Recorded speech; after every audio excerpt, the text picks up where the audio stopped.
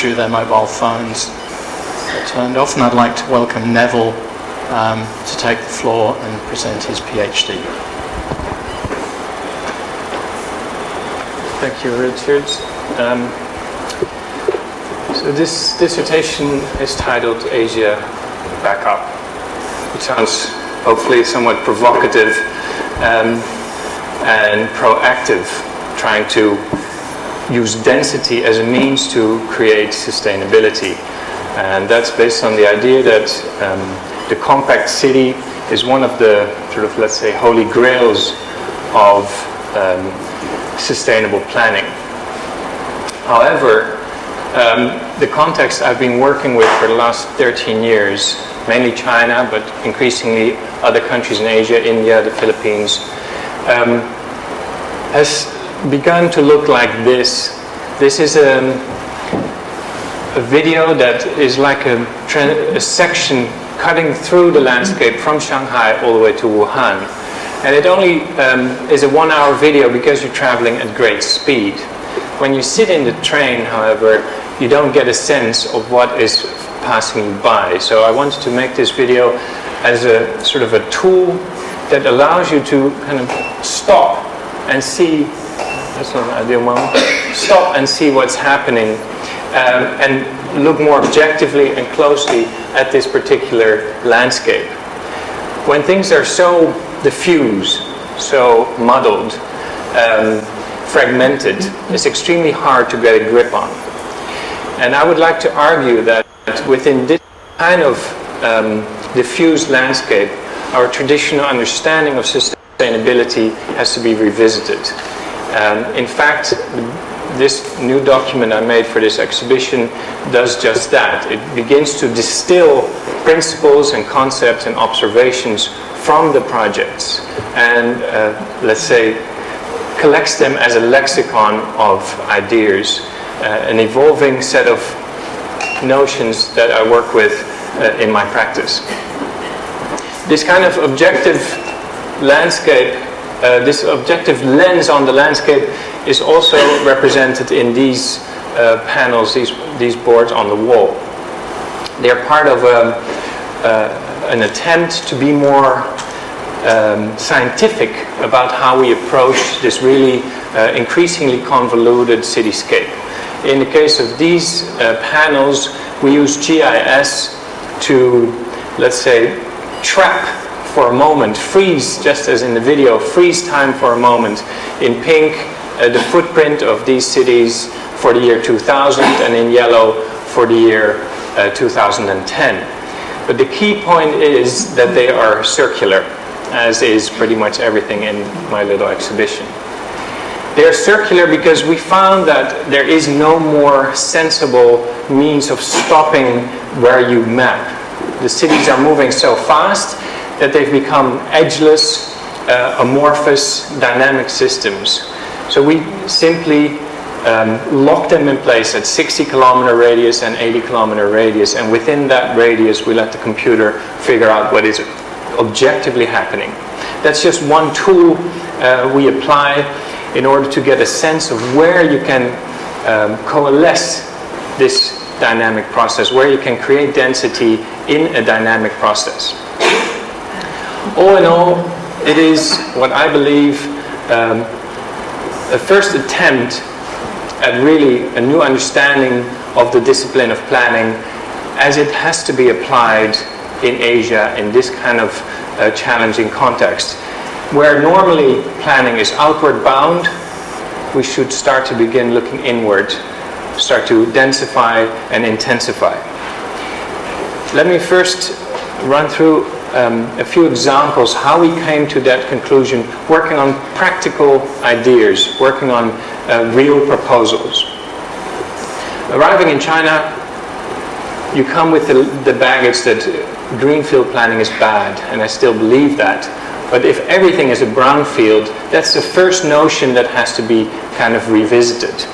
The first major project we landed was for Caofeidian, a city from scratch, built for 1 million people, essentially overnight. So everything we felt extremely uncomfortable about.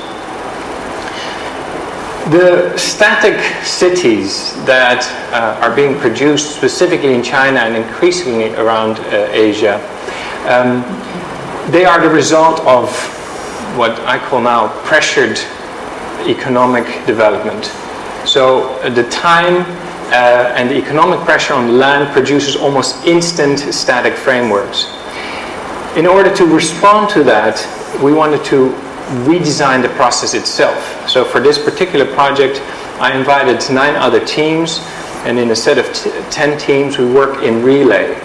So literally planning in the computer a sort of scenario-based approach where one team designs the perfect scenario for the first 3 years, then the second team comes in, designs on top of that, etc. A sort of macabre esquisse. By working in that way, the mistakes that you're inevitably going to make are happening in the computer, which means that you can see the evolution of the city unfold in 3D virtually, and you can learn from that process. This particular city is now still, as we found it, an empty grid of roads in the north of China. It was commissioned exactly when the economic crisis hit. More successful, we were substantially more successful here in Longgang Pingdi next to Shenzhen.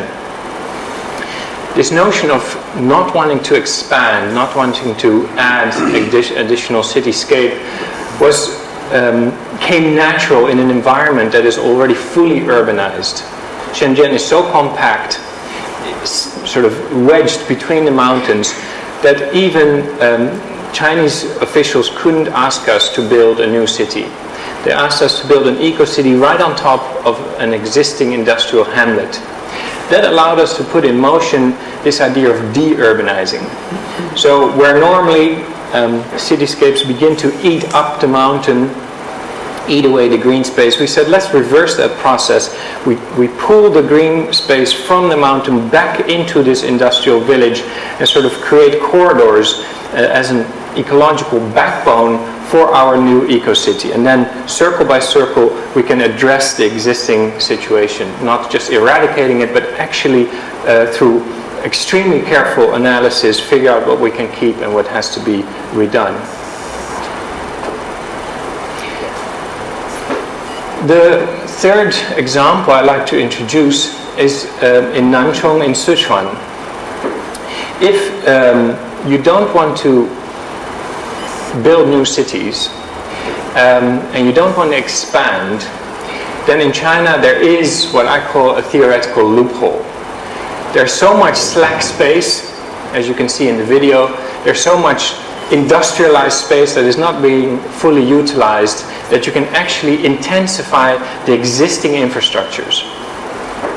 The challenge in Nanchong was that even if you would have a solution in China, that particular, let's say, blueprint would easily be copy-pasted, maybe even 400 times. The initial impetus for me to move to China was the Beijing government set out to build 400 new eco-cities. So instead I figured let's produce a set of principles and procedures that are site-specific. The principles and procedures can be copied, but they have to be translated every time you apply them to a new context. So first, careful analysis, then in this case,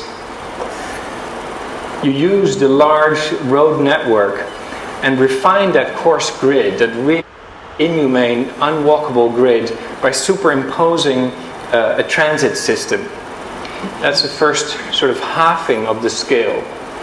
And in our case in Nanchong, we said, let's do that again, and we superimpose a secondary secondary grid system for slow transit for bikes and pedestrians. So what you start off with is a really massive block structure, and then we reduce it to really almost cute European scale plots. That doesn't mean that developers can't build large projects. It means that they have to be much more intelligent how these plots are going to be working together. Let me show you one example. Nanchong that delivered a rather persuasive system. The first transit grid creates these rather intricate green parks. Normally, if you have a park in a city like this, that is an interruption of your commercial environment.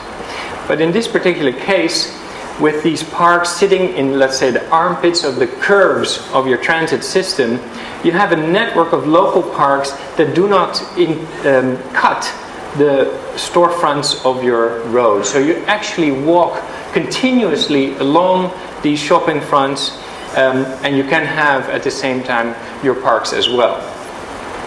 So the traditional contradiction of either continuity or green space has been resolved in this particular setup.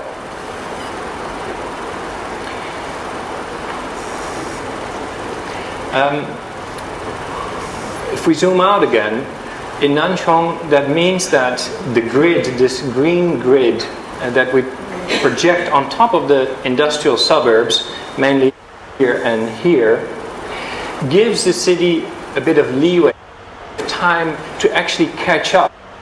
The existing old city, relatively old city, has another 10, 15 years to become, there's water to match your feet, to become sustainable. So by starting at the edge and actually eating, growing inwards, allows this city, and I would argue all the cities in China, that extra time they need.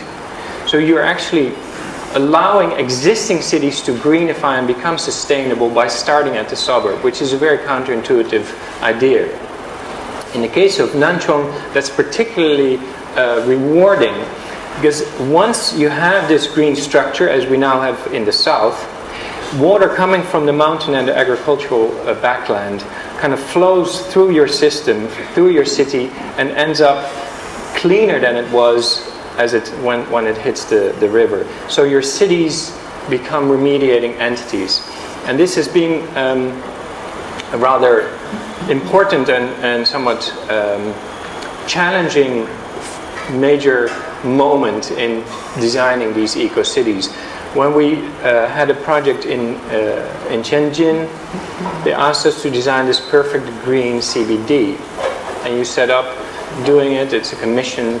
But then you zoom out and you realize that that green moment within an entirely polluted landscape doesn't contribute to a healthy, sustainable cityscape. So in Nanchong, we kind of came to the conclusion remediation, cities as remediating entities, is the new benchmark for sustainability.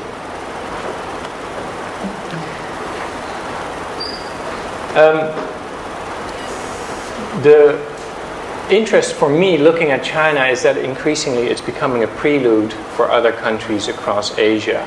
And this became all the more clear when we started doing a project for UN Habitat in Tacloban in the Philippines.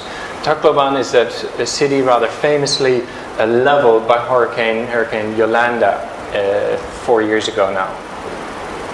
So we had the commission to design this entirely new town north of the existing city.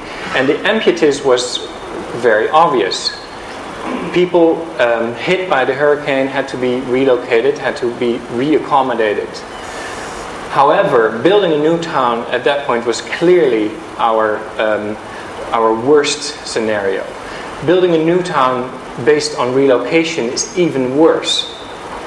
So we tried really hard to prevent that and focus on the existing town in the south rather than building this new town. But as you can see, it didn't pan out that way. The term I like to use is real planning, this idea that we were forced to kind of work with the given constraints. What happened was, while we are mapping and investigating this, NGOs literally flew in and through the central government were allocated plots of land And after coming back after 2 months, the entire empty northern plain was now littered with these resettlement projects. So we could say we're against new towns, but there was one developing instantaneously. At that point, you can make a decision either to back out or trying to address it in the most sensible way possible. And the point I'd like to make regarding this project is this notion of models being extremely important even though you can't apply them literally. So in this increasingly convoluted, messy environment, the models we have not to design new towns actually became a tool to reflect on what's going on. So in this case, our solution was we're going to contain that growth in the north, patch these bits and bobs together, but the major twist is that we allow for fast transit from north to south. So even if you're living here, you're still economically part of the downtown area. The second part is we're facing suddenly with quote-unquote sprawl. This is a term that is essentially meaningless, but it reflects this condition of, let's say, piecemeal growth. In the north, sprawl by formal NGOs plotting these new projects. In the south, the traditional city kind of meandering along these swamps. In the north, we provided this grid structure. In the south, we figured if we formalize these water bodies, not only do we create a safe haven, which is now a treacherous environment, we create a safe condition. Floodwaters can be absorbed, sweet water can become drinking water, but it also creates this hard structure along which this organic growth, which now we feel is inevitable, can take shape. So rather than stopping informal growth from happening, we guide it, we steer it in a direction that we feel has a future. This is the kind of the final layout with the grid system kind of both in the north and the south connected by a high-speed BRT rail track. If we jump to Mumbai in India, what is here in China really macro becomes micro. And even though it's just, let's say, bookended in terms of scale from the very large to the very small, it is a first indication for me that growth is indeed largely organic, largely unplanned. This is a little snapshot of the model. We made a very large model based on intricately mapping the conditions on the ground in Mumbai. That's necessary because in most of these environments, in the Philippines, in Mumbai, very often in China, hard data is lacking. So what we do is just manual labor, tracing each block and measuring the blocks and then figuring out, based on the typologies, what kind of densities we're dealing with. Based on that study, we produced a very large model where in pink here, the formal city is visualized, already one that is extremely dense compared to other global cities. But if you incorporate the yellow, which are all the slums, then suddenly you're dealing with what is most likely the densest city in the world. What I found so striking is that unlike in other cities where the slums are either centrally located or at the periphery, in Mumbai it is permeating throughout the entire cityscape. That means that even though the government officially doesn't recognize these areas, no matter where you're going to do a project, no matter what kind of new land use plan you're producing, you're going to be faced with this type of fabric. You're going to be faced with what is in reality 2/3 of the local population. So we presented that model. The client was the Guggenheim, and we showed it to them. They really liked it, so they shipped in all the officials, presented this model to the officials, who at first glance were very excited because their objective in 2011 was to become like Shanghai by 2020. When we explained that it's not an actual proposal for a set of high-rise towers, but in reality it reflects the pervasive presence of informal settlements, they left and never came back. Which was shocking at first, but it became a kind of there was a silver lining, because it shifted our focus to working with the local communities and redefining our role as planners, really in terms of mediating top-down and bottom-up forces. So the big takeaway from Mumbai was that solely helping, let's say, official planners, city planners, to streamline their top-down projects doesn't work, because you're ignoring the reality on the ground. Only dealing with communities on the ground, which is now happening, there's over 1,500 NGOs doing that, doesn't really work, because you're ignoring the might of Mumbai's official planners rolling out big infrastructure, but rather trying to understand both and figuring out where these can meet and where they can actually benefit from each other. One simple example is a proposal we did on derelict British infrastructure. These are two water pipelines. In between, it's illegal to go. It connects two major slums. Dharavi is even estimated to be 1 million people. And we suggested that simply by opening this corridor, you can have these economies attached, you can have a larger socio-economic system, and you don't actually have to build anything new, you're just appropriating existing infrastructure. And if you do that, you could technically stack on top of that and create a public zone. We even called it, I think, slum CBD or a slum skyline. The interesting takeaway was that in an environment which is so dense that there is no room, all public space is squeezed out, you have to find these weird nooks and crannies to create space by stacking, by using double functions, multiple functions in the same areas.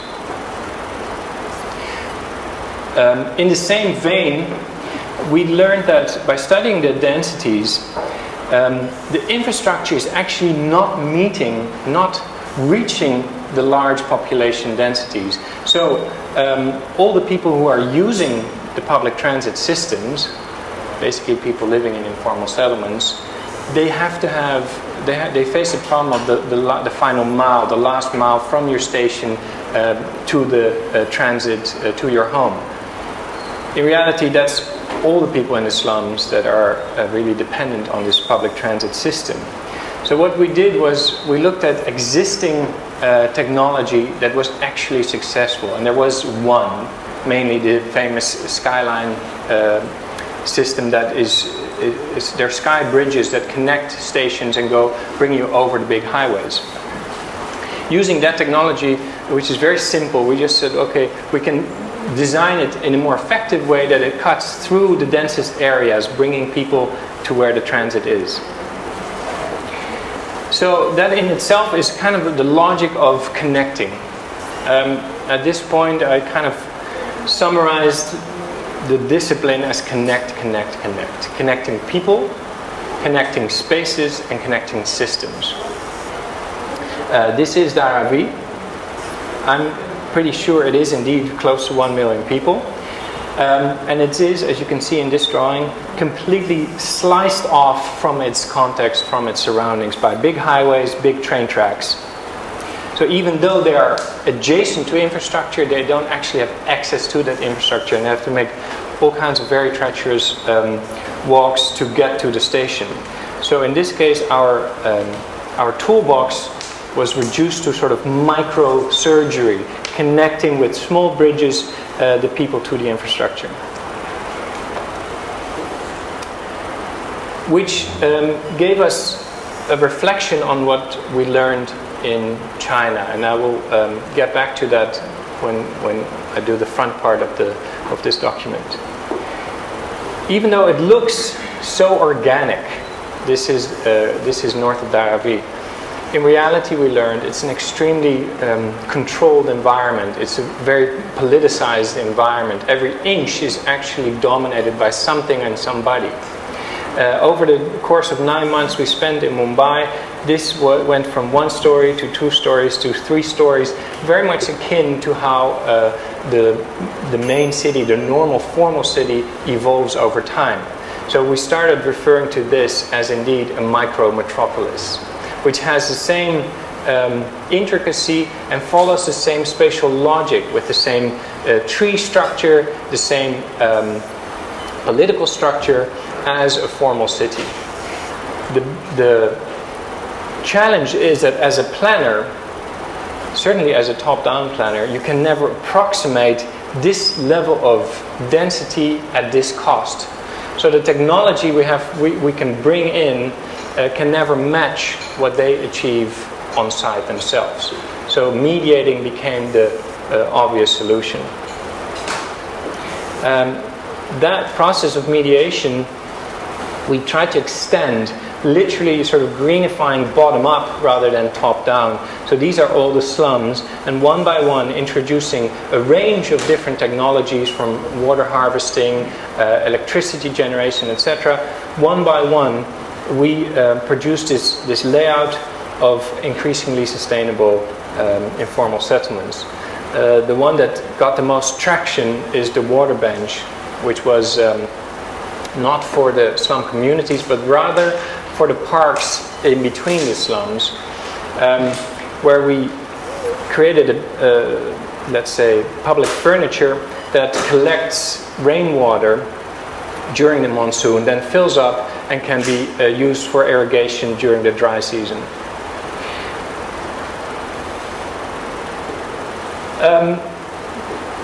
That knowledge we kind of took back to China, and we applied it to one of our largest projects in Pudong. Pudong, the Planning Commission asked us to do a vision for 2040 of a sustainable city. Pudong now has 5 million people. As you all know, it is famous for the big CBD that in 1988 kind of leapfrogged over the Huangpu River and sort of out of nothing created this really kind of brutal environment.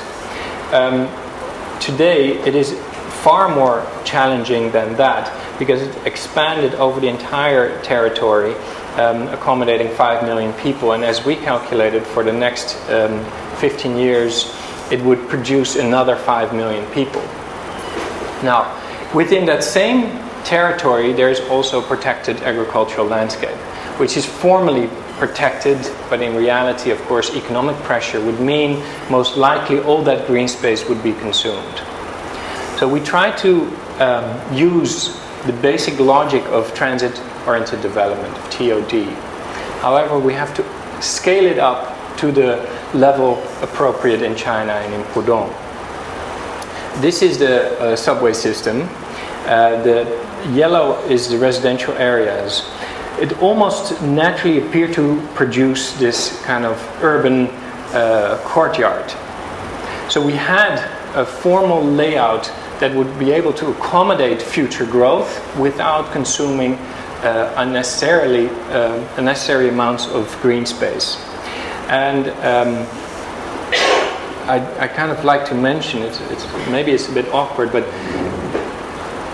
we intentionally produced quite a formal scheme.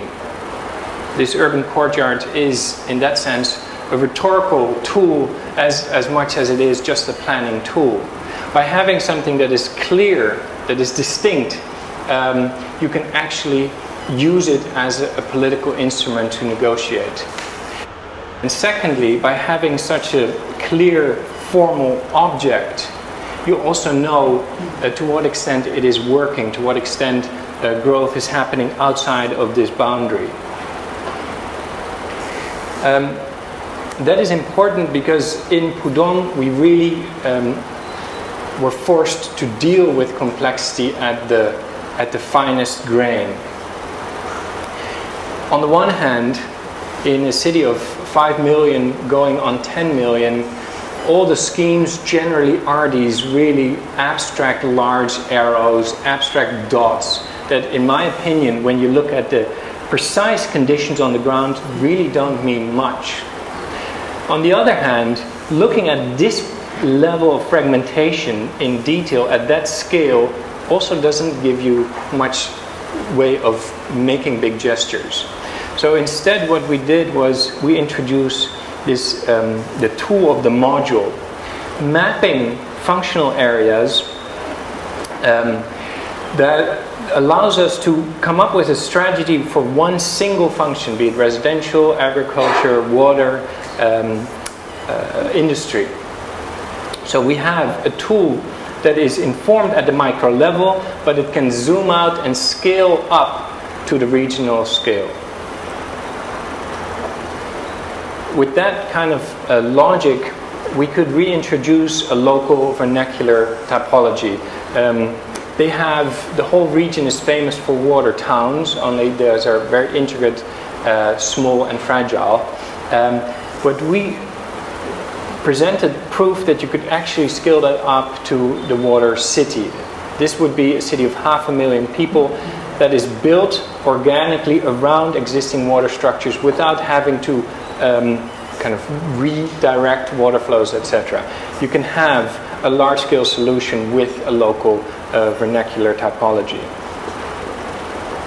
Here you see what it means in detail. So these are the waterways which become the backbone of your future city. In this case, again, they absorb different tidal flows. When it's low water, you create these big pedestrian walkways. It reveals one of the, what I would call, long-standing myths of urban planning. I mentioned that the compact city is kind of the holy grail of sustainability. Part of the compact city is this idea of the urban growth boundary. But in Asia, in this environment, especially in agricultural countries that are moving quickly to a new consumer society, that idea of controlling growth is outdated. And yet we need it. If we want to protect this agricultural landscape and have a large urban system next to it, we somehow need to introduce an urban growth boundary. So our solution became to, let's say, pay as much attention to the rural as we do to the city itself. In the case of Pudong, we use the current sort of really rather successful trend of the Taobao village. Villages that apply e-commerce to generate income, that apply e-commerce even for localized education. So you can have a rural society with a rural income that is actually able to thrive without expanding. We expanded only within the existing footprint.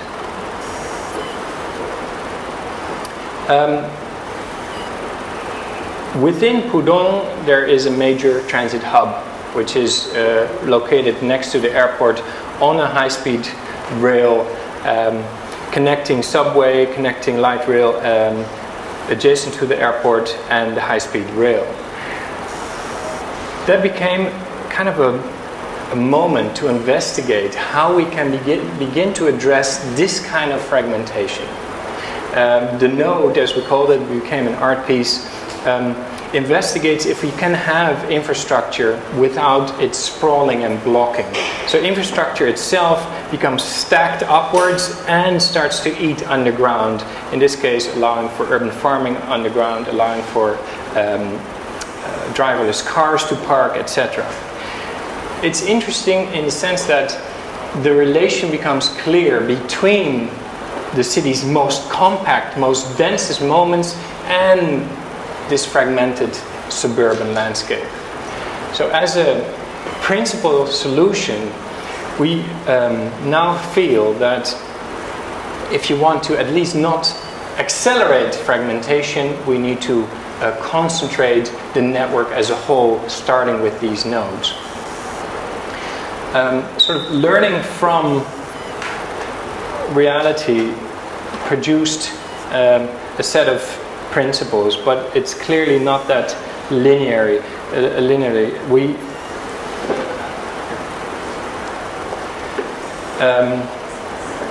My studio is doing commercial work, and at the same time I have a small foundation doing, let's say, independent research, urban research.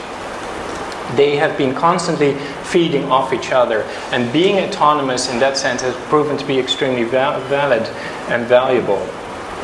It started to give us the tools needed that otherwise, when you're being put under so much pressure to deliver solutions, you simply don't have. This book is in that sense rather new from the book you've received, and starts to distill these principles rather precisely, not as finite solutions, but rather as sort of a lexicon of, if you will, contradictions. So here I call them field notes, but they one by one indicate where planning is kind of outdated and where we have to revise our thinking. So this is that fragmented landscape, here sliced horizontally, but here seen from top. Initially, of course, that research started with the notion that China wanted to build 400 new cities. Now, 10 years onwards, China wants to build 300 eco-cities, so from 400 to 300, and now with the prefix of eco. And somehow by adding eco, all critical notions are dropped because it's going to be sustainable. And that's something that we try to address. On the larger sense, as I mentioned, China can be an extremely powerful case study for the other agrarian societies that are going to be that are going through this type of, let's say, developmental curve, be it Vietnam, Nigeria, equally India, etc. If we understand the city as an adaptive entity, as an organic system, then stopping its growth is going to be rather nonsensical. So at the same time, top-down rolling out large-scale rigid frameworks is even worse. The second we do that, this is a beautiful example in Pudong, it is outdated the second it is erected, the second it is built. So how can we avoid being instantly outdated? The first thing is rather simple. In many cases, it relies on deregulation. The policies in place in many of these countries are anti-urban. They kind of belie an anti-urban sentiment, pushing people out to the suburbs and even ultimately back to the countryside. But it doesn't stop the expansion from moving forward. In fact, when we started investigating the 400 new cities, what we found was one true megalopolis, in the sense of sort of Patrick Gaddis's true megalopolis, as he coined it in 1905. Even if you add the prefix of eco, within that mega-urban setting, those green dots really don't amount to much, if I design them or anybody else. This is Beijing and Shenzhen, and these are the green projects of the last 13 to 15 years. Only one, I would argue, is somewhat successful. And even if they would be designed better, more flexible, they would still be these green insular moments and wouldn't really relate to the landscape around them, even though socioeconomically and spatially it is one system.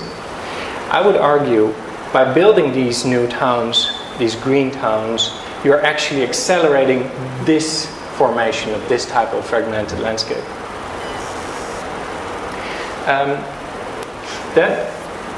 thinking led me to conclude, I think, maybe one of the most profound observations through the course of this project, which is the notion that planning relies on what I've now called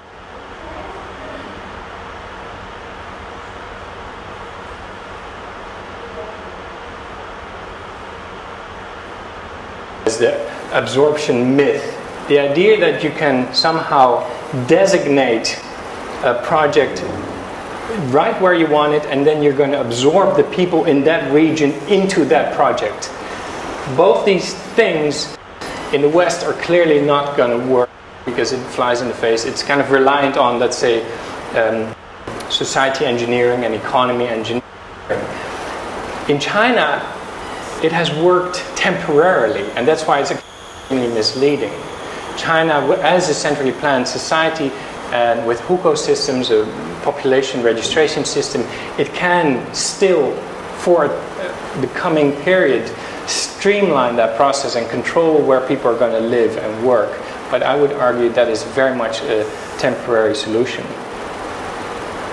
As China tries to control its setting, this is forming. This is China, this is Indonesia, and this is India. A similar type of rural-urban hybrid, a landscape that lacks the qualities and the advantages of urban density.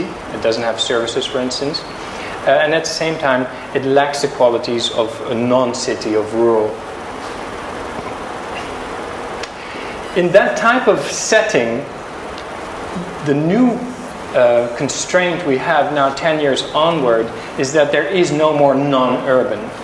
Wherever I'm asked to do a project, I face fragments, shards of urban.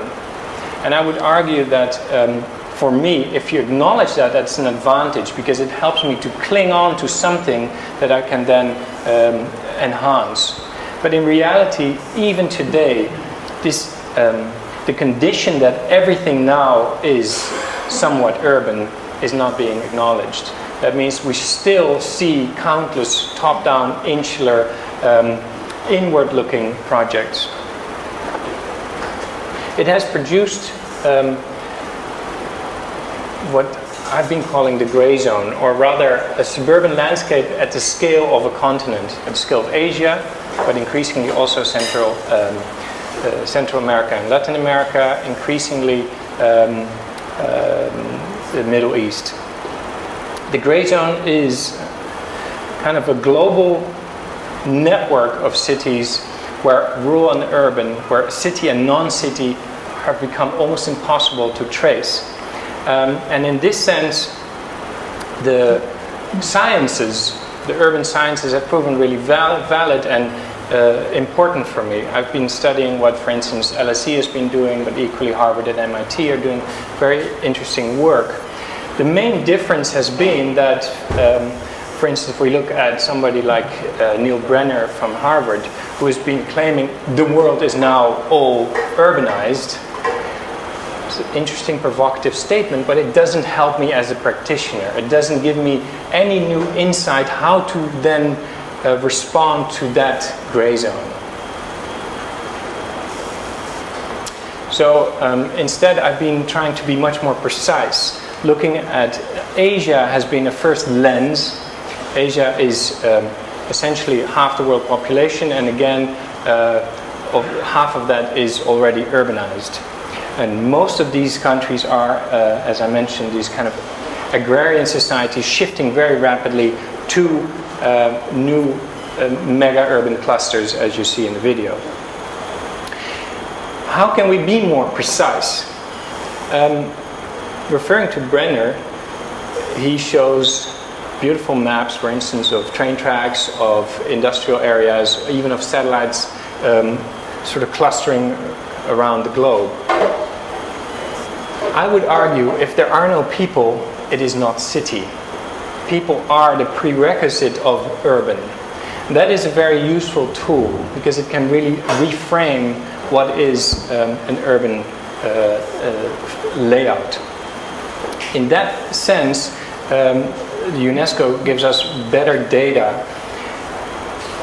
This is, the red is 75% plus urbanized, whereas Asia is largely yellow. It begins to indicate why we see this kind of coarse, loose fit urbanization. The circles are very large, meaning that in absolute terms, we're talking about vast numbers of people, but it's yellow and orange, meaning that they don't reach that level of concentration, they don't reach the level of urbanization. The second is time.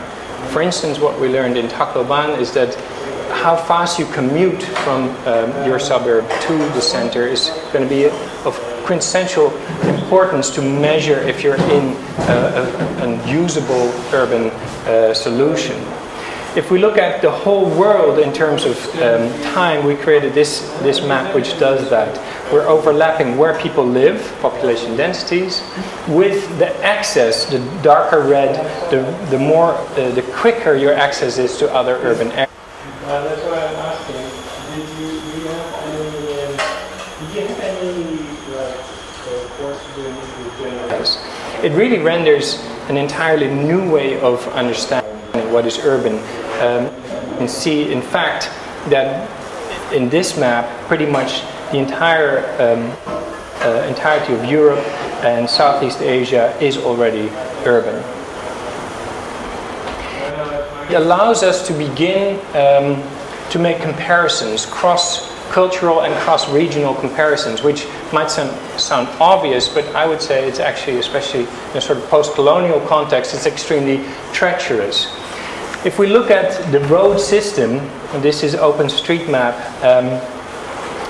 the regulations in place for allowing cars to drive have created this sort of global convergence, meaning that the entire world is at the mercy of these road systems and their parameters.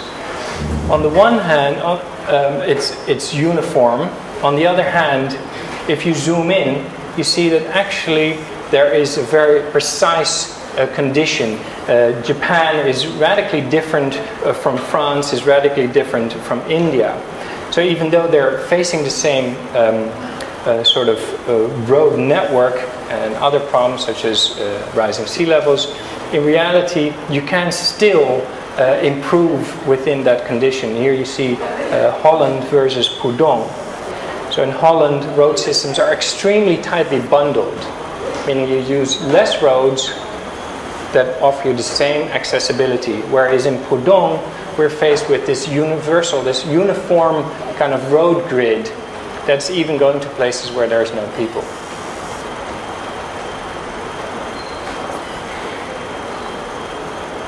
In the last 10 years or so, China has rolled out such a infrastructure-heavy strategy, and it's going beyond its borders. What it means is that through One Belt, One Road, which is not literally one belt or one road, but rather a vast system covering the whole of Asia by now, for instance going here to Pakistan, it has opened a door for Chinese urbanism that they themselves feel is already outdated to be rolled out with Chinese developers and builders across the continent. The reason that they haven't acknowledged that their models would not apply in those other areas is because the condition they are facing is so rather hard to pin down. I think this map and this video really tell that story very clearly if you look at them together. On the one hand, we have moments of extreme density. Extreme density, I would argue, indeed useful for sustainability. But then again, these moments of density are fragmented and isolated. So there is, well, there we go. I could even freeze. There's your moment of extreme density, pretty much in the middle of nowhere, disconnected from the urban, disconnected from work and services. So you have your spike, but if you zoom out, these spikes kind of bulge together into a cloud of density. Density alone is no longer a valid objective. That is becomes even more true when you look at it over time. So increasingly we started to map not based on one moment, but over time. This one looks at, this is the Yangtze River Delta, looking at the year 2000 in pink and the year 2010 in yellow. The urban footprint as traced automatically by GIS software. What it reveals is what I've been calling the duplication of China's mega-urban regions. So within this circle, the footprint in 10 years doubled precisely.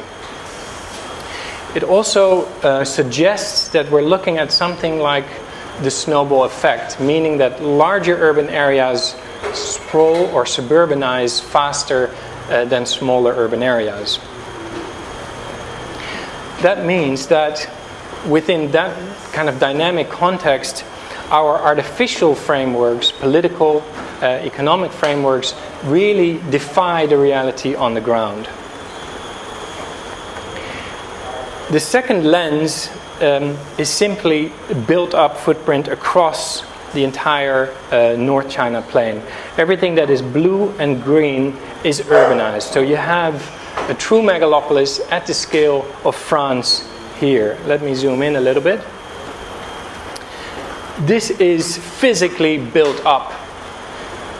So I traced it, and it gives you roughly an object the size of France, only it has the population density that we usually associate with as being urban, as being city. If we zoom in even further on this pink area,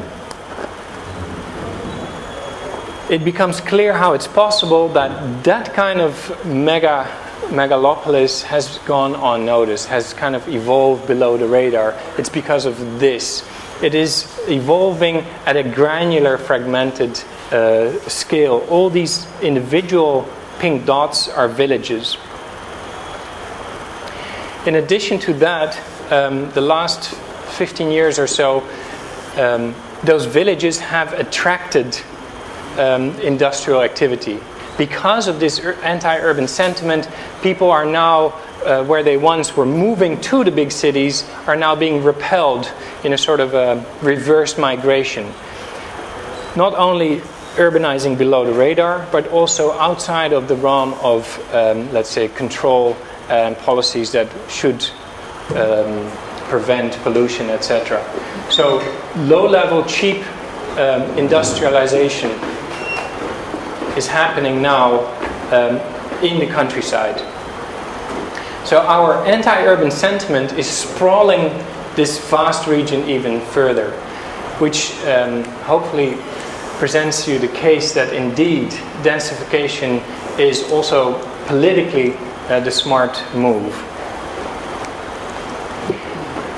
But densification in these kind of isolated moments is rather meaningless. I love this example of Holland. Coevorden is a Renaissance vestige which was designed for one purpose.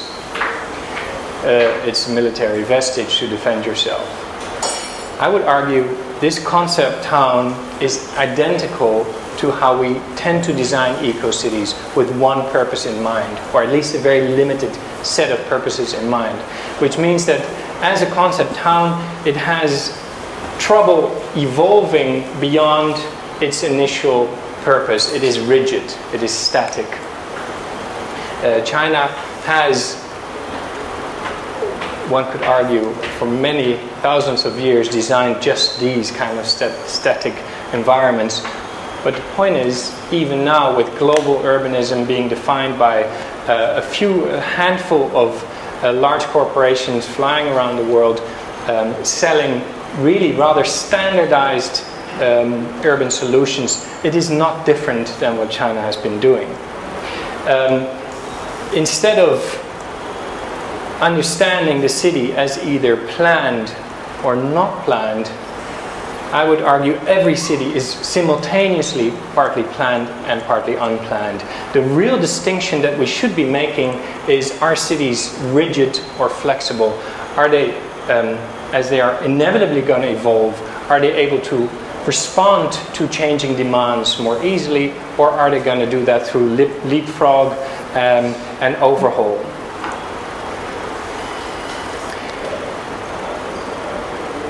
Just to kind of bring that notion into perspective, China has designed to the very last doorknob all its suburbs. You see here these kind of gated compounds, which gives them really a strong sense of control. If you can design every detail, you're going to get it the way you wanted it. In reality, of course, that is not true. Everything here is, to a certain extent, planned and certainly happening largely legally. But if you zoom out, these bits and bobs glue together into macro-organic patterns. Within that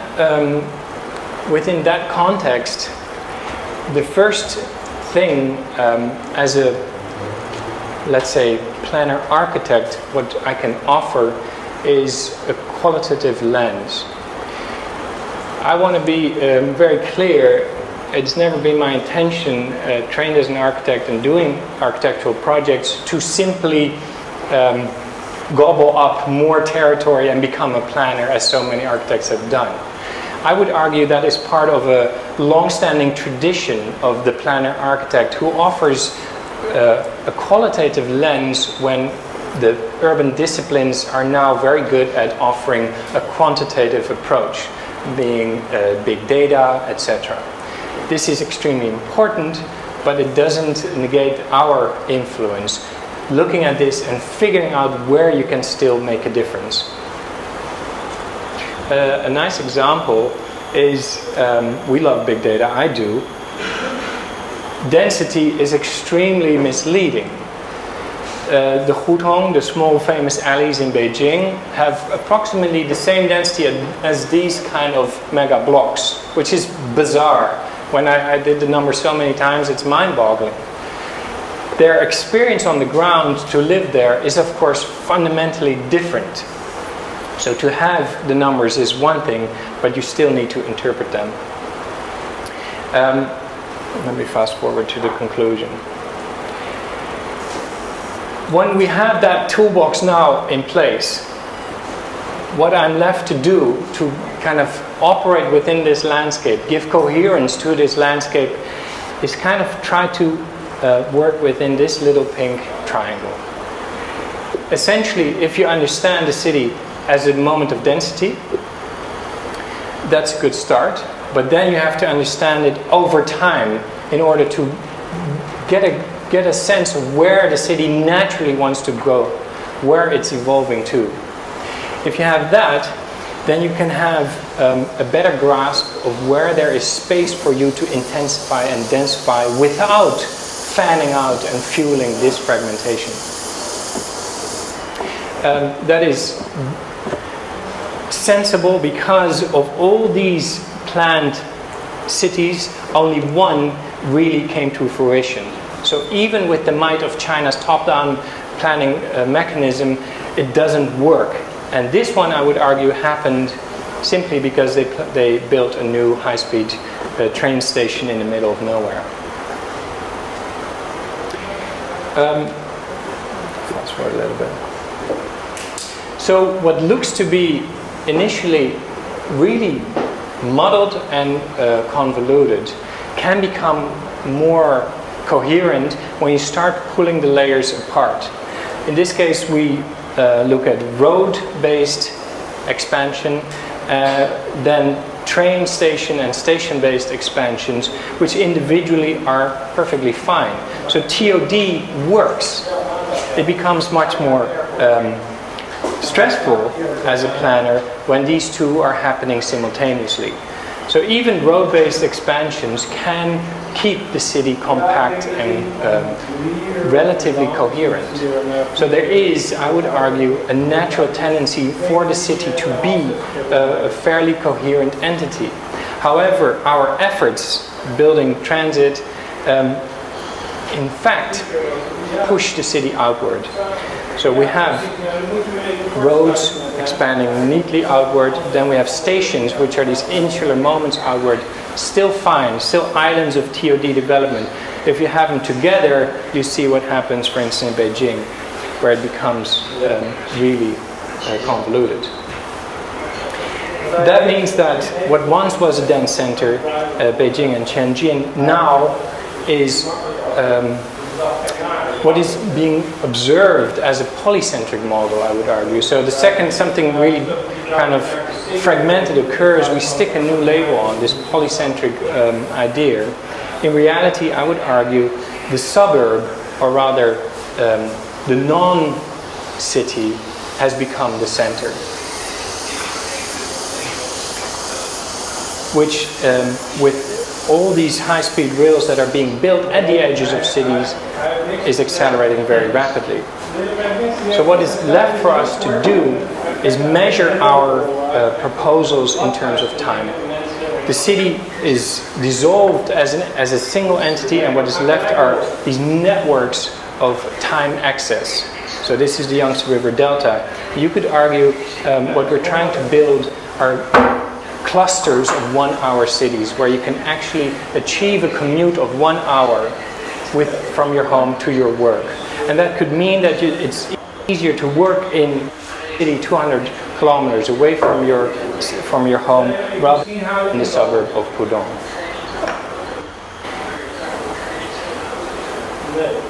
If you adhere to that logic, all the existing models we have, let's say the new town, the polycentric city, lobe and finger model, all fall into the category of new town planning, and as such all kind of contribute to fragmentation and non-coherence. The one that I can comfortably kind of apply is densification and intensification.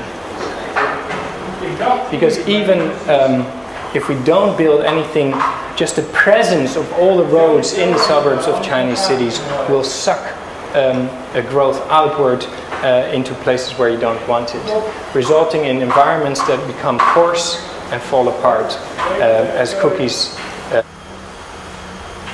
on a platter. That's time. Okay. Let me finalize on this image. This model is the BBT, Beijing Boom Tower, and it was an investigation into hyperdensity.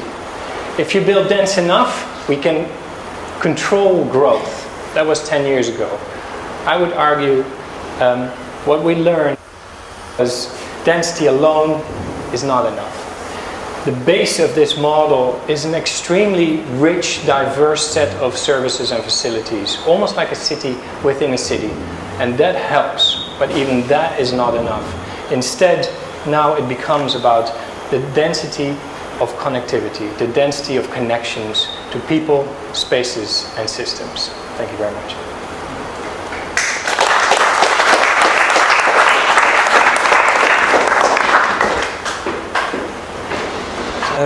Very impressed with just the magnitude of the body of work that you have.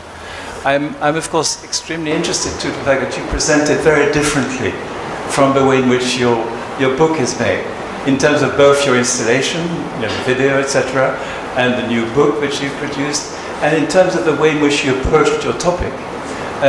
It was actually, in a sense, quite difficult to get into your topic in the book, in your dissertation. It's a huge mass of information, and you actually started in a rather traditional way from rather general issues and gradually finding your way. In this case, you just jumped straight in, just cut to the chase, and you threw us in directly to not just one project, but to a number of projects. And again, those projects were not just in China, they were also in the Philippines, and they were, etc. And so, in a way, although I really appreciated the fact that you let us in so quickly, of course, a certain level of destabilization starts taking place. We start losing you, You know, you can't expect us to have enough attention span on your project in the Philippines, for instance, which is a very special project, very particular set of circumstances, one in which you started actually making adjustments, let's not say compromises, but adjustments to your usual principles. So in a way, you start pulling us into this, and we actually are interested in it. We don't really have enough data to be able to see. We don't have any data to really criticize you, or there's no dialectic possible because of this. And then you move on to another country or another complex group. So you're not only taking on the whole of China, which none of us, I mean, I confess ignorance and ability to see it, but you also take us in many, many different places. Now, I would just say the relieving thing after this is that you start establishing very clearly your principles. And I really commend you on that. Your principles, which you express in a deliberately simplified way, but it really helps. You know? No new towns, no further expansion, consolidating the fabric that you have already, and so forth. And those are such clearly expressed ideas in your dissertation as well as what you've said now, that actually one is ready to be convinced by this. Actually, this guy is onto something really interesting. Now, it's a bit of a slogan still at this point. You know? Well, in a way, in the context of an academic debate, this actually is not enough, is it? We're not to really want to take it apart. And I think this would be my... I was speaking too much in the previous presentation, so maybe I'm held back, and I won't just make rhetorical points, but actually questions. What surprised me is that within this general approach of demystification of ready-made solutions, the top-down solutions that are not only the government implements or tries to implement, but also all the corporations, all the planning firms, etc., which you distinguish yourself from. Given this, I'm really, really convinced, I'm ready to be convinced. You somehow, and it's a shortcut, you somehow show some solutions. When you start showing embryos of new solutions, they tend to be deterministic. They tend to be like, I've got the solution. Now, that's not where your philosophy is coming from, but you actually express it just now as a way of saying, well, actually, this may help the client understand what happens next. And I think that's my first question, is in this, just referring to your way you presented, in this tendency to jump into this incredibly complex field, where you've actually demystified all the ready-made solutions, when you start making your solution start taking shape, you said that for expediency reasons, this is not exactly your words, you actually choose relatively simple models, so that people can, I quote you, can clearly understand, so that they can see. Now my question is, do you really believe that that is helpful, or by doing that are you in a way running the risk of also perpetuating ready-made approaches, which you are very very aptly criticizing? Now, I've got a million other questions, but I don't want to make rhetorical questions. So that's a key one. I really appreciate that. It's a tough question. Let me say one thing first. You're right. I've made some shortcuts, and I did last minute. Through the presentation upside down, and I want to thank my mentors for strong-arming me to do so, because it also helps me again to have a fresh take on it, and I guess that's my answer. Yes, we simplify, sometimes brutally so, simply because it's been too often the case that both officials, planners by trade, officials in China, have simply not understood what we're talking about, and certainly commercial clients, developers, often fail to see the relevance of the bigger picture because they are too concerned with the local. So I agree. There's very often this kind of simplicity. Maybe it's kind of like looking at the menu in a restaurant. You don't really want to know what's going on in the kitchen, and I try to be as self-critical as possible, and maybe to finish on that, the new term I'm using is manifesto of mistakes, or error on error. Certainly we're making mistakes all the time, but we're learning how to make mistakes that are less drastic, less dramatic, and don't have a lasting impact.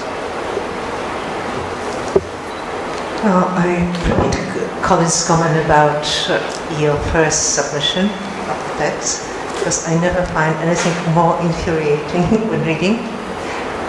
This is kind of reverse compliment, so don't worry about it. When you presented, it was great to actually understand what you were trying to do, because through your submission, it was actually try to find out what you were trying to do. And it was more than 600 pages, and I tried to read it 3 times in order to get the sense out of it. Now, your presentation today gave the much better clarity of what you were trying to do and how you were approaching it. I still need some more clarification.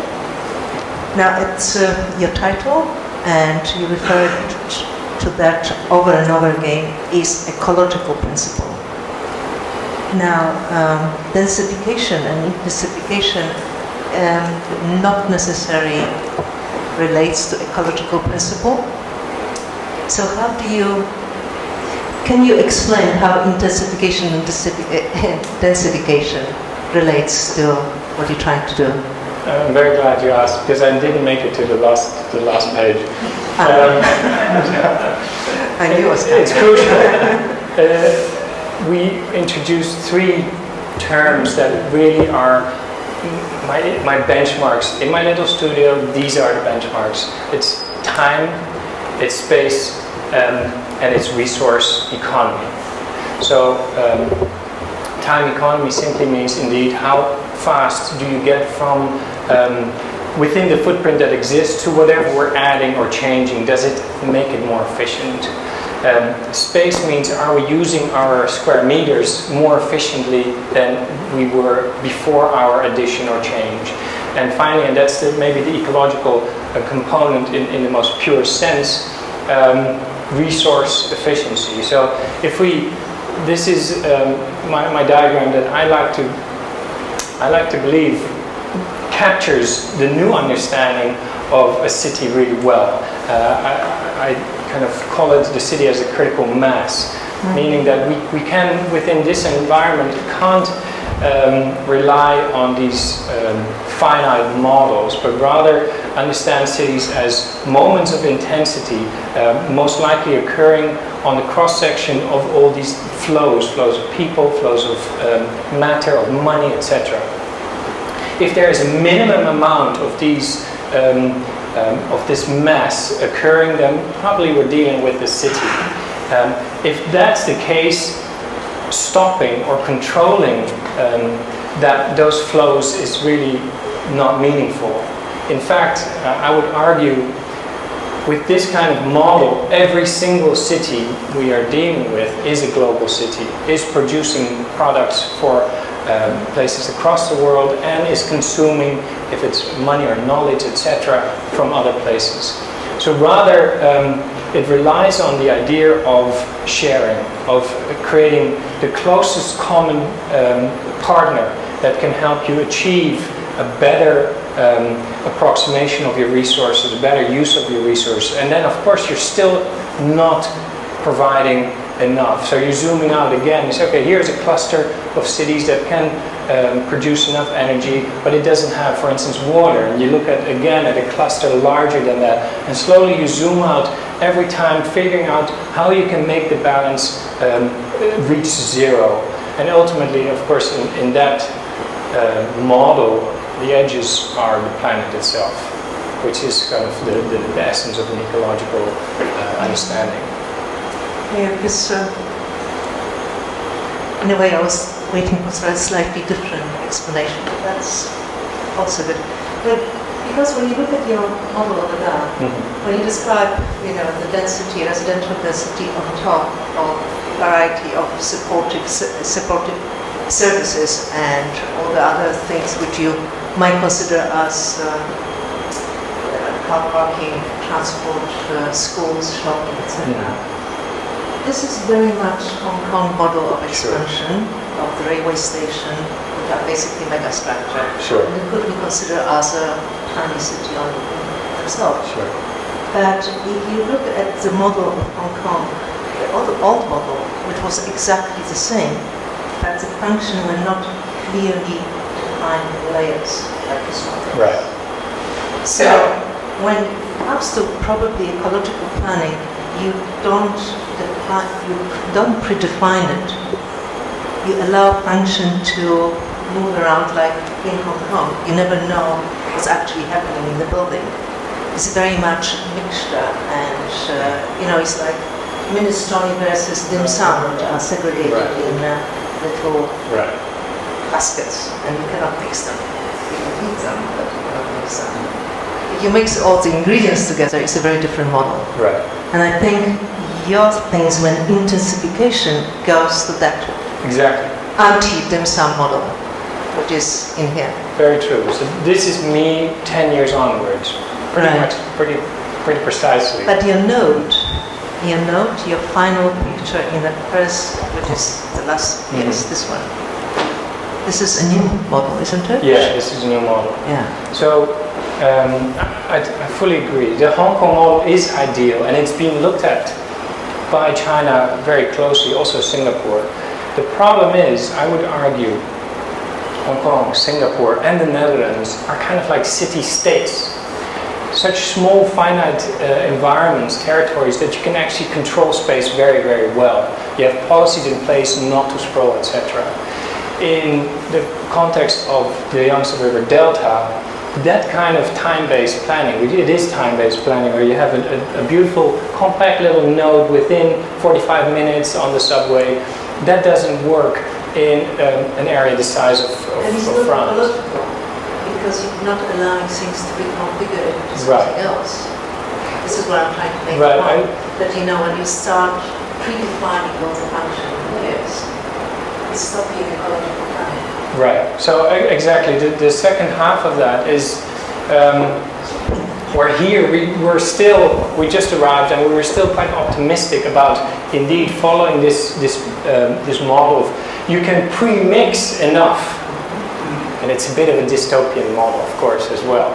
But here we're saying, well, actually, no, this is not a finite model. We're making an extraction, as are these urban extractions. This is also kind of just an urban extraction pulled out of a really dense set of parameters. But it's still a dangerous thing to do, but you're well aware of that, is that in a way by extracting this one fragment, which you explain quite clearly is actually part of a continuous urban fabric and not an isolated Renaissance new town, you still are evoking that memory of a Renaissance new town, not only as a finite object, but also as a finished product, which is against your ideas. Yeah, this is actually shown as a one-off static moment in a continuous, using your terms, evolution of city growth. So be careful when you do that. Be careful when you do that. And of course, we're all prone to these contradictions. But the point which Justine is also touching on is the fact that if you look at the Hong Kong model, and if you see how it is to some extent reproduced here, one sees, if you look at your drawings, if one looks at your drawings carefully, that the segregation, the social segregation between haves and have-nots, between luxury housing and quote-unquote not so luxury housing or common housing, etc., is actually built into this model, it's built into your drawings. So again, you are reproducing a social segregation, a top-down social segregation of a predetermined nature which is fossilizing some of the social problems which we know we have. Now, this is a rhetorical point, but my question related to that is, who is your client? Who do you see as being primarily the person that you're working for or working with? Your presentation tended to be, to be honest, a presentation to a city official or group of city officials or a potential developer or somebody who might actually buy your sophisticated understanding of comprehensive issues and actually already a readiness to actually propose solutions. So that's really a good sales pitch. But we're not that sort of client at all. You know, this is an academic institution. We don't buy that kind of approach, although you're very good at it. So my question is, who is your client? Who is the person you care for? You talk about bottom-up work. You talk about fighting against the top-down Chinese system. Where does your political allegiance lie? Hopefully, it's a great question. Hopefully, that's the one thing that was clear in the document. because it's kind of the very last line. Maybe you made it to that point. The sad truth. My mom was in the audience. It's terrible. The sad truth after 13 years is that I don't produce happy clients. So, and this is, I'm very, very aware of this. So what I do is take the brief and at best kind of rework the brief and kind of convince them of letting go of a lot of their preconceived ideas and repackaging it as a new assignment, which I then try and solve myself. That means that they, in general, they play along because they paid me, so they might as well see what comes out. But it also means that they appreciate the solution, but they do not appreciate the fact that the question has been reformulated.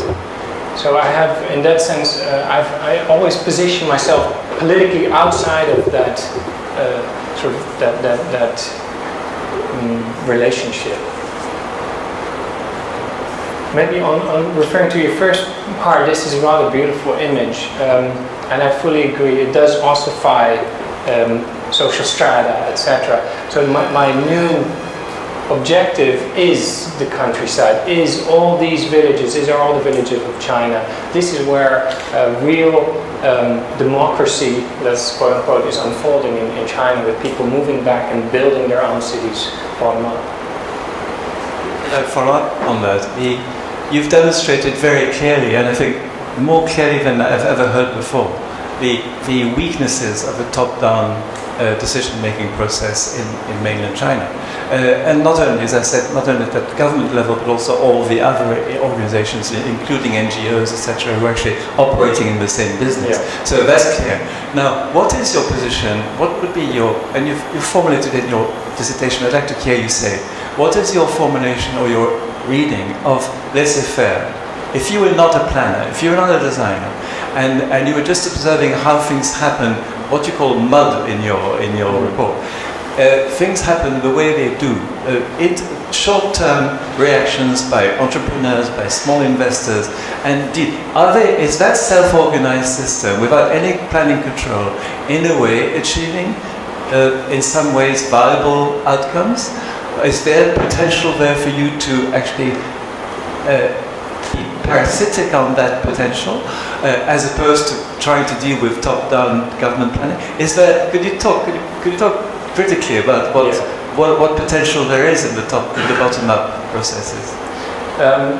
What is not clear, and I'm very aware of that because it came up in recent discussions. What is not so clear is that the MUD, the market-driven unintentional development, this concept is really the result of investigating non-democratic and largely centrally planned environments. Right? In that kind of context, what I've observed is the idea that temporarily you get your outcome, you get it exactly the way you want it, and then sort of informal, laissez-faire growth occurs around it. What I find important is that observing that process, I feel we can actually learn from it even in the West, even in environments where planning is a democratic process. And I would argue not having that top-down incentive in the first place, but rather investigating or mapping these laissez-faire tendencies, we can steer them and coax them and kind of negotiate them. Actually, in your thesis, somewhere at the beginning, I was trying to find out in your 600 pages, somewhere around. Okay. Somewhere right at the beginning, you talk about tragedy of the commons, which is clearly against completely bottom-up. So you've got it in your text, but you've got to find it. Yeah, it's an interesting point to make, because again, notion I should have clarified it is rather different in a Western context than, for instance, in an environment which is officially completely collective. China was a communal land. So there the commons in that sense don't exist, or everything is common. Right. And going on the same line, what is actually interesting in that bottom-up, top-down, and been written by many authors, McNeill and Brundell,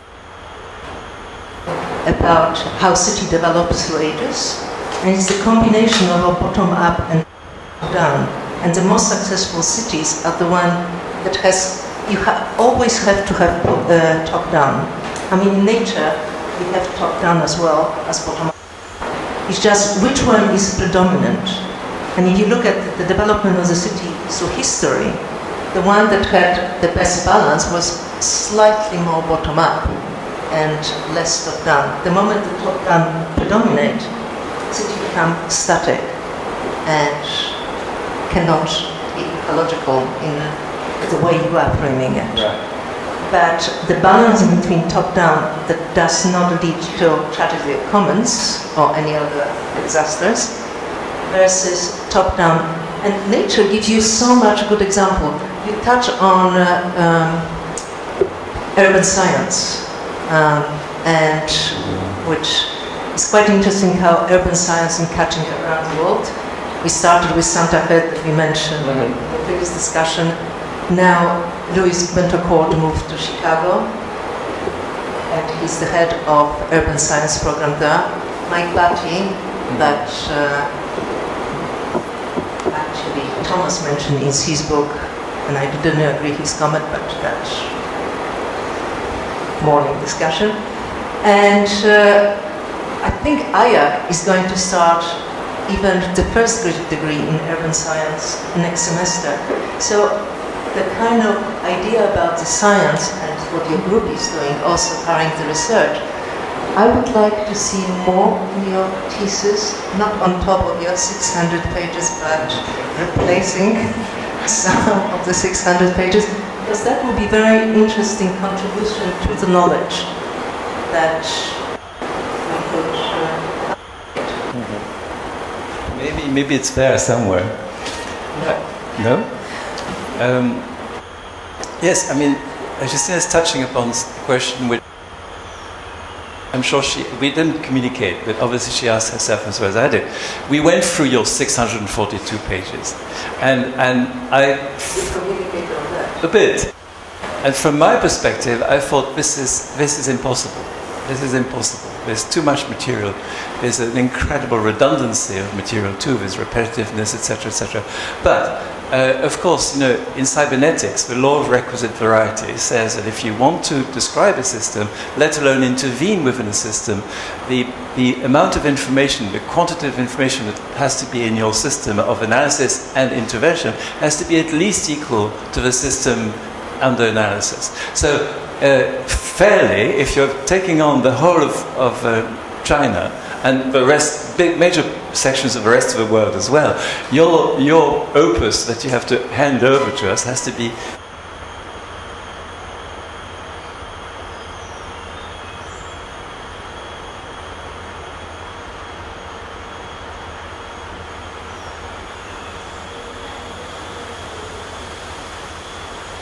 of this kind of magnitude. So reluctantly I accept the fact that we had to digest this material, although there are limitations. But I do accept that. I do accept that, although in the end it becomes another cybernetic principle, it becomes a black box. There's so many variables, there's so many issues, there's so many things that the only thing you can do, in fact, I again believe in what you've been doing. I sort of trust you. And the language, the discourse that's coming from you, I trust. But basically, at some point, one enters into a black box. Yet the number of variables is so large, the interconnections between them, the dynamics of how they change over time, are so immeasurably complex that all you can do, and in a way I think it's a nice question to you, all you can do is actually put some inputs in it and see what comes out. Yeah. What happens in between, having a decision say, we don't know. So is this, in a way, what you're doing? When you jump into your needle interventions in wherever it is, in the Philippines, are these like, I don't really know, it's too complex, it's too much of a black box, but I'm doing this, and let's see what comes out? There's definitely a truth in that, and that relates exactly to your point as well. This is maybe at the heart of the matter. At some level, I believe we cannot sensibly plan top-down. So when you're faced with an environment that is already mature enough, rich enough, diverse and complex enough, then it's almost like this theoretical loophole where I can step out and avoid any top-down intervention and simply engage with the bottom-up. So it's a bit of it's making use of that unique condition that China has reached that level of.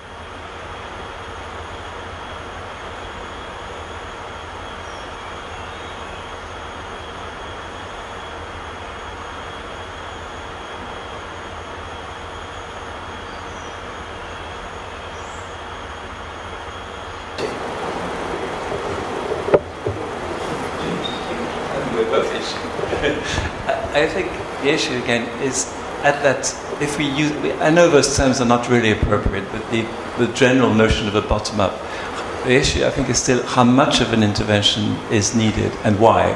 And I think what I like about the philosophy behind your writing is that in a way, by debunking all the traditional stands, you're actually also showing suspicion, for instance, against do-gooders.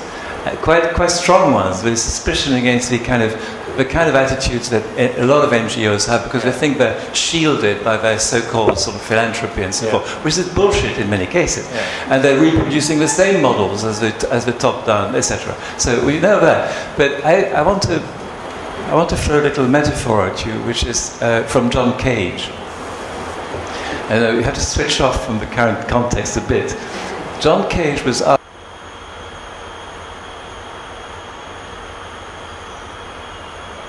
in a conference, don't you think, Mr. Cage, that there's too much horror in the world, too much pain, too much cruelty, too much damage, too much, etc., etc.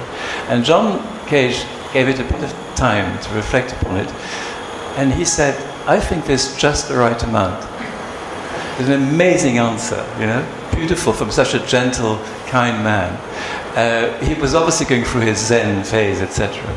But the point is somehow, and I read some of this in your text, somehow you are suspicious of anybody who will make rhetorical points about the evils and the damages and so forth of a laissez-faire situation. And that maybe we should have a rather objective and non-judgmental position. And that's why I'm coming back to that question, which is an ethical question really, or maybe not an ethical question. It's essentially from a completely, you're already too much engaged with clients, but again, trying to detach yourself from that. If you just look at the way things are working now, if you could say that maybe 90% of what's going on is totally laissez-faire, individual entrepreneurs making quick profits on short-term investment, if you were to analyze this dispassionately, without any do-goodery preoccupations,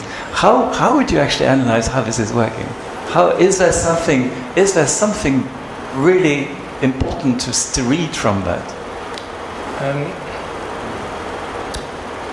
Well, let me say, it's true. I adhere to the reality that now bits and bobs of urban tissue are flying around, which means that I can avoid stepping into this really complicated debate indeed of eco and of do-gooding, etc. Because there's always something dirty already in place that I can latch onto, because then at least you won't. It's kind of a safe haven. You can build onto something and make it better, as opposed to trying to build something from scratch.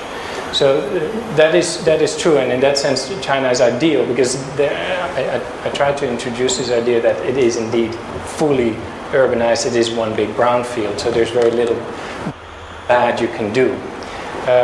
But it doesn't shield you from sort of accelerating, in my opinion, and fueling this landscape. I now, and this is rather new, I now kind of adhere to the idea that these mega clusters, so in China it's the Yangtze River Delta, these mega clusters are basically done. They are fully urbanized. So we can step away from them and allow them to optimize as best as we can. That should give us enough room to not urbanize all these natural systems that are around them, which is also related to the tragedy of the commons. So, in a way, I'm relinquishing this landscape. It's done. It's over. It's already beyond the point of no return. We can't de-urbanize at this scale. But if we look at the globe, hey, wait a minute. Asia has 2 of these big clusters. The world has about 5, maybe soon 6. Let's focus on them. Let's streamline, intensify them. That should give us enough room that is not the result of human intervention. In your Philippines project, you talk about putting infrastructure, fast railway. What are the densities to support it? That's an interesting question. When we first mapped the existing core, we felt there's simply not enough density to do a grid, let alone a BRT system. However, the mayor of Tacloban convinced us that over the next 10 years it will attract so many people that it is almost inevitably going to urbanize. Mm-hmm. Now, which is maybe could even reach as many as 1,000 people per hectare, but per square kilometer. But the reality is, we are operating in the blind. We don't have the hard data, and we're kind of politically adhering to wishful thinking, or maybe even a doomsday scenario. So what is the economical model for the infrastructure? That's a great question that I do have answers for. I knew you had. So this is a very agriculturally rich context. What we did was kind of curate the agriculture around this urban strip. So very carefully figuring out what kind of crops are valuable, what kind of crops can resist another typhoon or flooding, or if some would die off from flooding, we could create a kind of a buffer and allow, for instance, maize to grow very quickly back again. So we did this kind of really meticulous agricultural curating of this whole landscape, including aqua farming, so fisheries around the coast, that would allow farmers from the old city to have a reasonable livelihood in the north. Okay, and that's a question, but this is, again, just for me. You mentioned complex adaptive system at the beginning, somewhere there. Can you tell me whether you apply complex adaptive system to any of your projects? Yeah, I would argue it's the premise of all the projects in a way. Here, this image is a bit misleading maybe because I show policies. These are all the policies that were in place when we started. The conclusion was that these policies together fuel sprawl for 2 reasons. On the one hand, they're so complex and sort of hard to grasp that people can operate outside of the realm of official policies. And secondly, many of them are sort of what I've been calling anti-urban. They push people out of the city. So the idea of a complex adaptive system is misleading because it doesn't really relate to the image. But you could argue that socially, policies and the system of the urban system itself, the physicality of the system itself, is actually one thing. If that's true, then any addition or alteration I would make is simply absorbed in that larger system, and that system responds to that, either rejecting it or overtaking it, etc. So yeah, I would say every single project we do relies on that fundamental premise. But you don't model. What's that? You don't model, for example, you don't model the disruption that you put in place. No, this is not examination question. It's just I want to know how you're using the complex adaptive system. We only have one city which is now mature enough where you could model it. But before you put proposal, do you model what complex adaptive system theory can do within your proposal? For example, if you were to model disruption in existing system, you could actually see, or through scenarios building? Yeah, let me explain with one example. The project in South-Fédienne. So we had this empty plate just of roads already in place. We invite 10 teams to kind of one by one for a 3-year period to propose their ideal scenario for their ideal eco-city. 100,000 people, add another 100,000 people, add another 100,000. So in the computer, as they are also demolishing parts of the previous proposal, you actually see a sort of simulation of indeed also disruption occurring. And then the beauty in that particular process was that we revealed the final outcome to the officials. Okay, this is what all these really prominent offices together have produced, something far more complex and intricate than any of these companies could achieve alone, because they're kind of stacking solutions. And then we asked them, what part do you like? Well, we like everything, but we really like that, and the center is beautiful. Well, actually, and that's where this comes in, none of this you can have, because every single solution they've all produced is currently outside planning regulations. So that becomes a tool to say, well, what we can help you with is, if you like that walkable center, we can help you tweak your regulations so we can allow a pedestrian environment to evolve naturally or to take hold. Yes, it's interesting that you've touched upon your mode of operation, your collaborative practice, because I think you've covered the theoretical side, especially in terms of your principles, very clearly. In terms of your mode of working, I like very much that proposal, or the way in which you have worked on frequent, not always, but on frequent projects. Mm-hmm. I'm still suspicious of it somehow. I mean, I don't buy it. I think it sounds really good, this idea. You call it the cadaveric ski, although it's not exactly cadaveric ski. Cadaveric ski, you have 2 little lines, threads from the previous drawing, and you're adding the body to it. But you don't really know what's behind. So, whereas your teams actually had a full understanding. True. So it's more of a palimpsest for the cadaveric ski. It's a different metaphor. Doesn't really matter.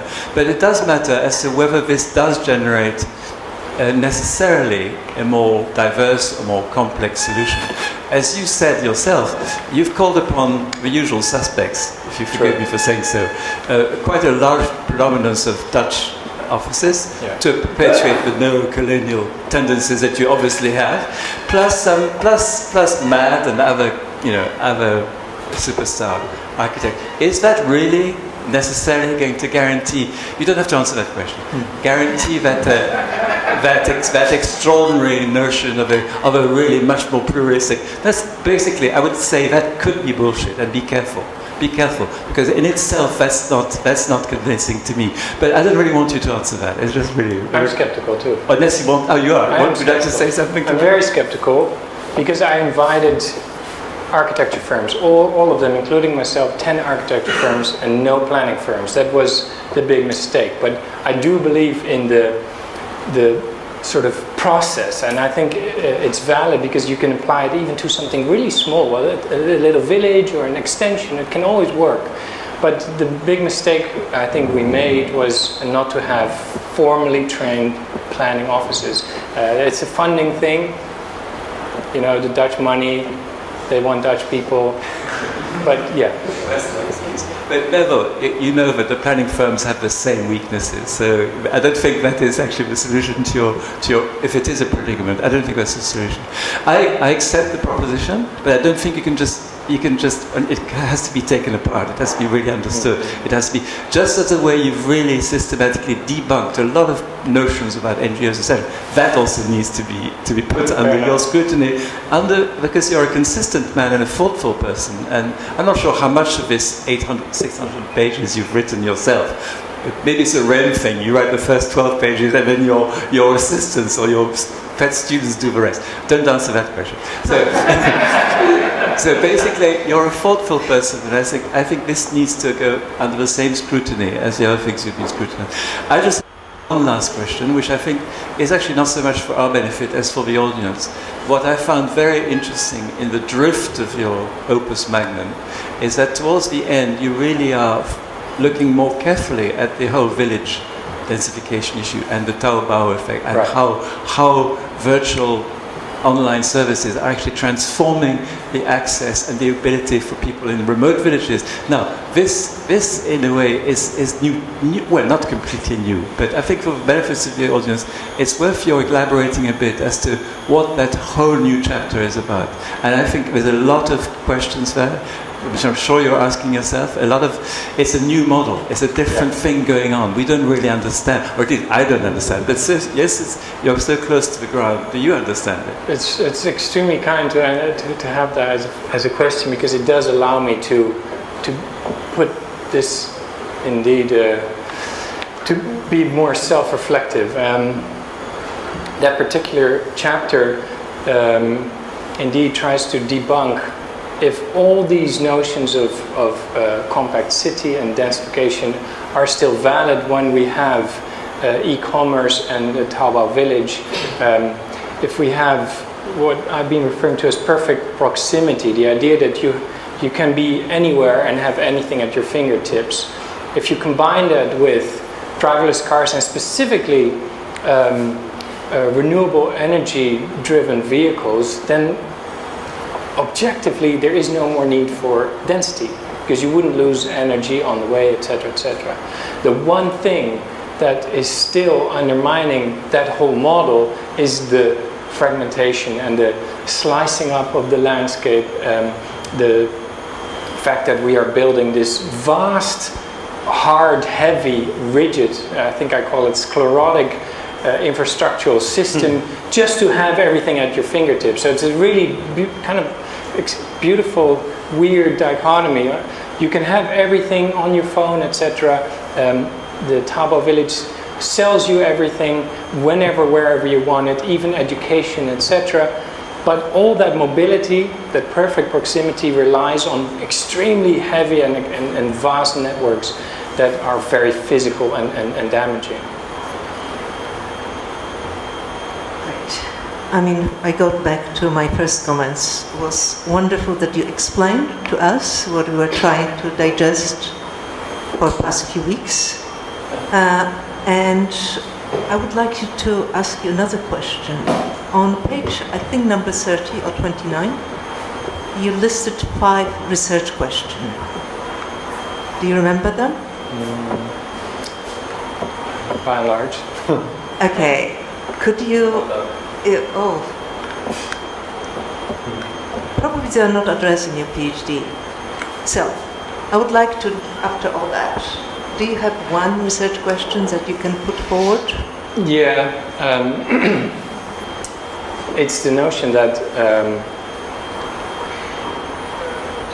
you can, I try at least through the practice and through the research to distill principles or themes that have some sort of larger, maybe even universal quality or universality. And in that sense, I do hope it is critical, because one by one I kind of let them go, and in the end I call them fickle or even opportunistic principles that work in a certain context, and then they sometimes even work really well. But truly universal urban principles, I would argue at this point there's only two. There is evolution and change, and there is gravity and the self-organizing quality of the city, this urban gravity. It's so much better than the 5 ones.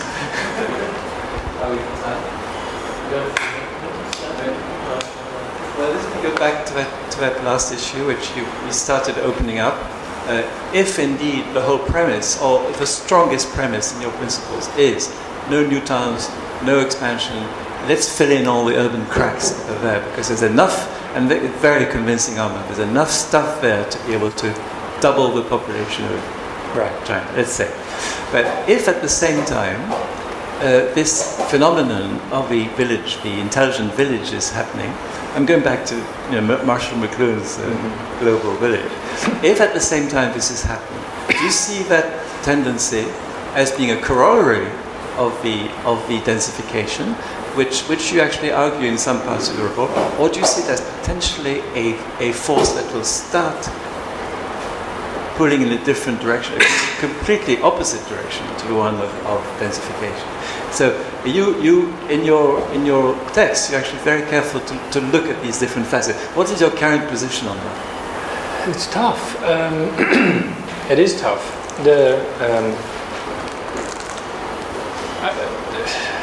I would say it's tough because I don't want to be. I'm not allowed to be a naysayer, doomsday kind of planner in China, because then you completely position yourself outside of the debate. So I've learned to be to always try and see light at the end of the tunnel, however long the tunnel may be. But in this case, I am actually rather I'm rather skeptical. And I'm traveling this landscape all the time, and it is it's bleak. It is extremely bleak, and as I mentioned, my only way out of this conundrum is kind of saying, okay, we have to kind of relinquish this environment, seal it off, make it as autarkic as possible, in order to safeguard the rest. But meanwhile, you know that this other thing is happening. Yeah. So you're not really safeguarding it, because it's a tactic. It's another thing going on. True. And it could offer you a surprisingly positive alternative too, which you have to have it in mind all the time. Yeah. Yes, but if what Niels is saying, and he can succeed in making by some kind of suggesting the condition for different life to appear with an existing urban structure, which are more sustainable, whatever it is, by triggering some system and making the condition in this horrible new development more better for the people, there will be less people wanting to go back to the villages. So, and maybe starting villages with an existing structure. So I think you can defend yourself against this guy here. But it is tough. Let me say one thing, which is really kind of bizarre. The truth is that China at this point, unlike 10 years ago when we started, China has in place this really comprehensive scheme. And I can't argue against it because it is so comprehensive. They figured out that they can push people back out of the periphery of big cities, therefore cleaning up the big cities.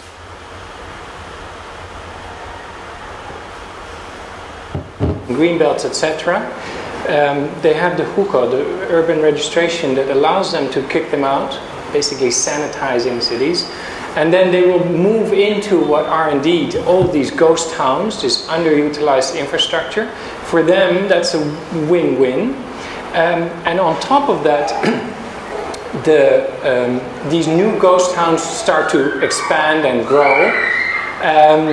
which helps the local economy and local smaller developers and builders, and the economy kind of rolls on. That is, in a nutshell, their vision. And it's extremely difficult for me to position myself within that logic. You're very honest about it. It's a very difficult dilemma. I think you have a secret admiration for the old communist top-down potential power. But you actually, I'm Dutch.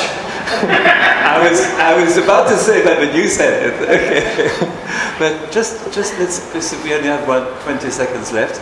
I think you should have the last 20 seconds, which is what you're not in mainland China. We're not corporate clients. We're not your usual clients.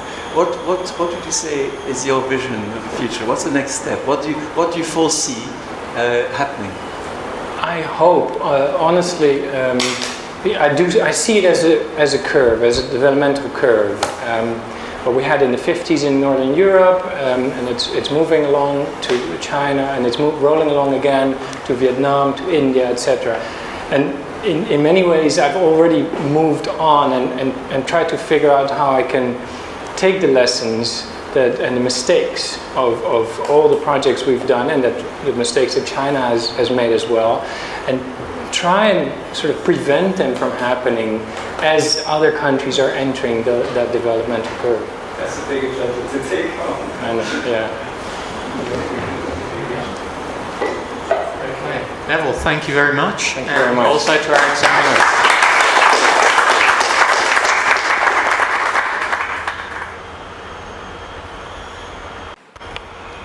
The supervisory team of this master